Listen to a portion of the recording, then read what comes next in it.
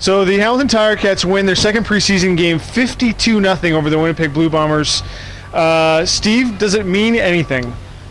My first inclination is to say no, but I think when it gets to 52, Drew, it doesn't matter if there was only one starter there. You can't build up 52 points against anybody without doing something pretty good. And there was some stuff going on there that was really good. I loved the way Jaguar was catching the ball on the sideline, and I loved the way Henry was throwing it to him. They took what they got and set up a touchdown down the seam on the very next play because the guys rushed up. And I loved the speed of the defense in all ways, and speed in all ways.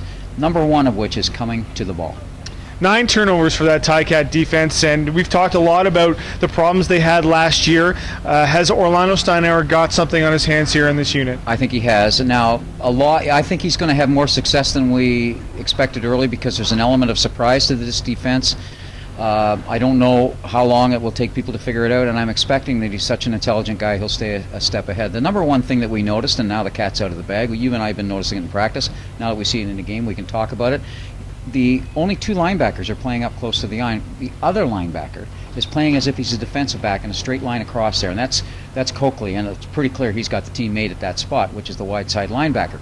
And he disguises the whole defense by standing back there. And the way Orlando Steinauer explains it is, I want the quarterback to make his decision after the snap, not before.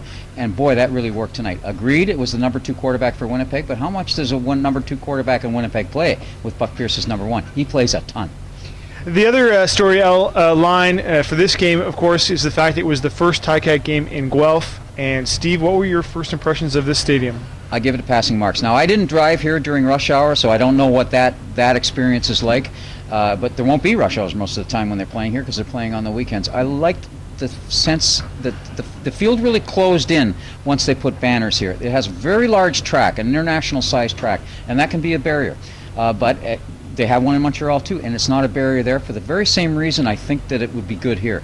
If you can build that spirit, and I think this game, that's the one very positive thing that you can take out of this. People who are new to this team, and there are a lot of people in Guelph that are that way, and then a lot of people in Hamilton are kind of, how are they going to be? And they're, you're making me come all the way to Guelph and all that kind of stuff. I think this is huge for the organization.